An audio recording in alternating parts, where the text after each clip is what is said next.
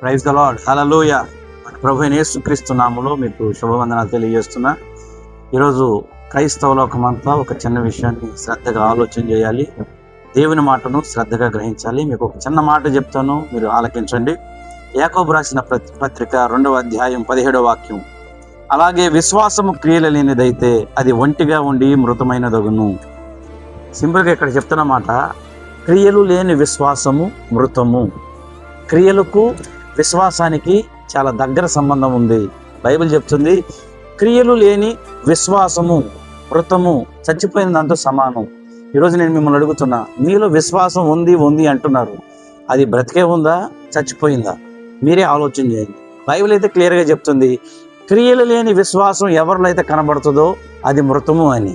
మీకు సింపుల్గా ఒక మాట చెప్తా, విశ్వాసం అంటే మరేదో కాదు. విశ్వాసం అంటే ఎప్పుడైతే మనం యేసుక్రీస్తు గురించి వింటామో, వినుట వలన మన హృదయంలోనికి విశ్వాసం అనేది వస్తుంది. మన హృదయంలో విశ్వాసం అనేది వస్తుంది. ఇప్పుడు వచ్చిన విశ్వాసం బ్రతుకుందో లేదో తెలియాలి అంటే వచ్చిన విశ్వాసము క్రియలలో కనబడాలి. ఏ వాక్యం అయితే మనం వింటున్నామో, దేవుడు తన జీవ గ్రంథంలో ఏ వాక్యాన్ని అయితే వ్రాయించి మన చేతులు పెట్టాడో, ఈ వాక్యము మన హృదయంలోనికి రావాలి. వచ్చిన వాక్యము మన క్రియలలో కనబడడం ప్రారంభించాలి. దానినే నిజమైన విశ్వాసము, బ్రతుకున్న విశ్వాసము, ఉపయోగపడే విశ్వాసం అంటారు. ఈరోజు నేను మిమ్మల్ని అడుగుతున్నా, మీలో ఎలాంటి విశ్వాసం ఉంది? మీలో క్రియలు కనబడుతున్నాయా? క్రియలు లేకుండా ఏదో ఆదివారం మందిరానికి వచ్చి వాక్యాన్ని వినేసి వెళ్ళిపోతున్నామా? మీరు అలా వచ్చి వాక్యం వినేసి వెళ్ళిపోయి నాలో విశ్వాసం ఉంది అని అనుకుంటే అది ఏమాత్రం ప్రయోజనకరమైన విశ్వాసంగా ఉండదు. కాబట్టి దేవుని మాట వినండి, దేవుని మాటను శ్రద్ధగా గ్రహించండి.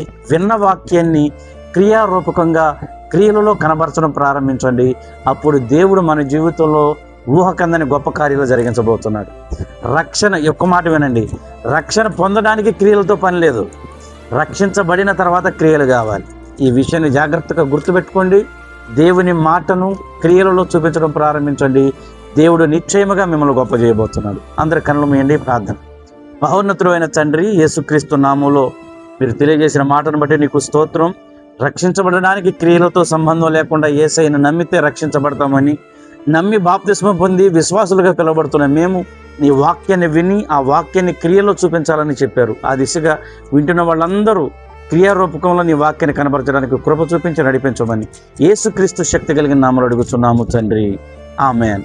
God bless you all.